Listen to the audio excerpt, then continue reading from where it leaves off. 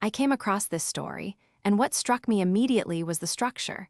How it opens with one father's routine Friday evening and, in the space of minutes, transforms into something that will fracture his understanding of safety itself. This is a narrative about perception, about the moment when what we thought we knew shatters completely. Let me share it with you. This story takes place in Michigan.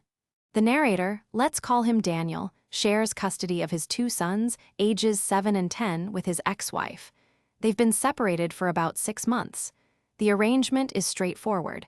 1 week with him, 1 week with her, back and forth. And until this particular Friday, Daniel had no reason to believe his children were in danger. The divorce itself had been relatively amicable, at least in the beginning.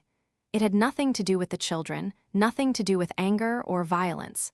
They'd managed to divide assets, sign papers, maintain civility for the kids' sake. But after the legal work was finished, his ex-wife grew distant, cold. She barely spoke to him during exchanges, barely made eye contact. About a month after their separation, she started seeing someone new. Seriously. Within weeks, this boyfriend had unofficially moved in. Daniel didn't particularly like the man, but, and this is crucial, he had no concrete reason to object. No red flags, no warning signs, just a vague discomfort he couldn't quite name. Friday night, 7 o'clock, the usual exchange time. His ex-wife drops the boys off. Minimal interaction as always. The routine is predictable. Watch the game together, maybe play some video games, get a head start on weekend homework, then bed. But this Friday, something is off. His younger son, normally fidgety, energetic, diagnosed with ADHD, is completely still, despondent, affectless. His older son, usually calm and well-tempered, is hyper, fidgety, anxious. Notice how the emotional states have reversed. This is the first signal that something fundamental has shifted. Daniel asks if everything's okay. They say yes. The boys head upstairs to shower, then go to their room to change. Daniel comes in to say goodnight, and in that moment, in a single glimpse caught out of the corner of his eye, he sees his younger son's back and chest covered in bruises. At first, he's only half paying attention, checking his email, but the image registers. He asks his son to take his shirt off, and the boy panics. This is where the narrative becomes unbearable, because panic in a 7-year-old who had been comfortable walking around in his boxers just months earlier means something has been stolen from him. Trust, safety, the belief that his body is his own. Daniel steps out of the room for a moment. He doesn't want to break down in front of his son. When he returns, he examines the injuries more closely. The boy's torso is covered in bruises. His legs have prominent lacerations, welts. He asks what happened.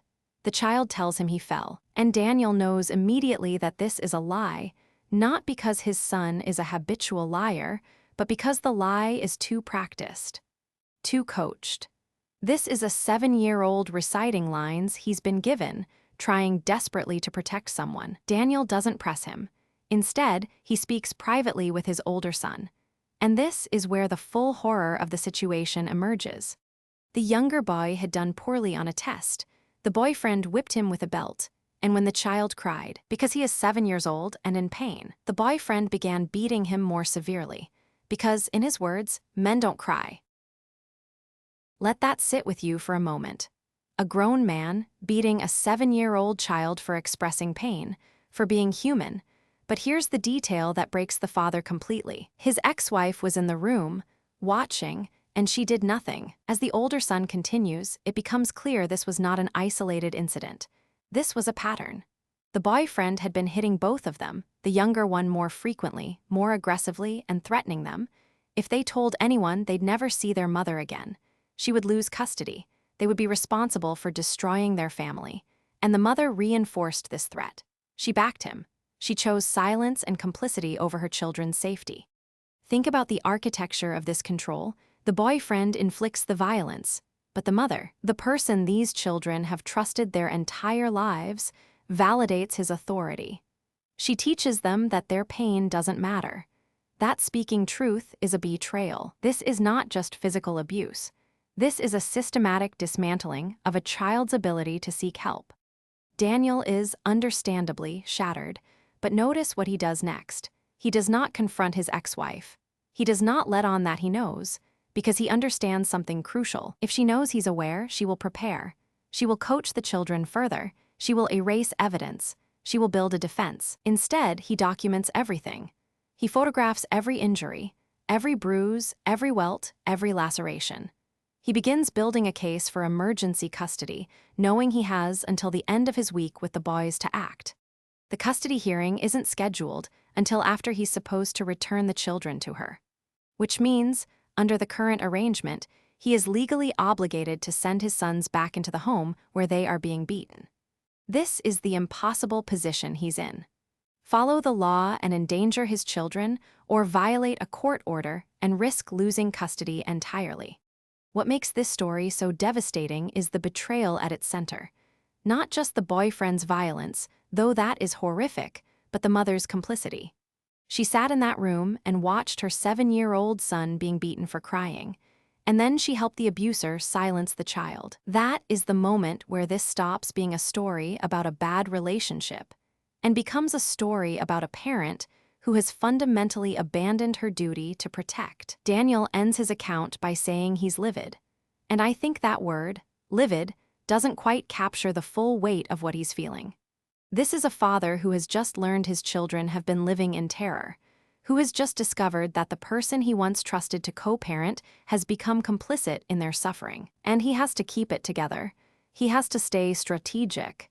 He has to protect them without letting his rage consume him. Stories like this remind us why we tell them in the first place, because they honor the complexity of being human, the impossible choices we face, the courage it takes to act when every option feels like a betrayal of something we value. This father chose his children.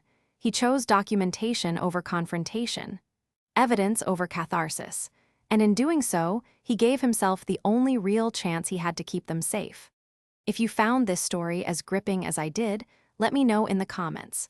What would you have done in his position?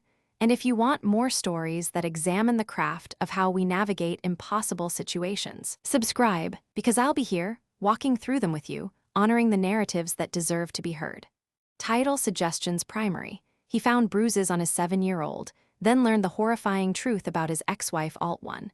My ex-wife watched her boyfriend beat our kids and did nothing Alt 2.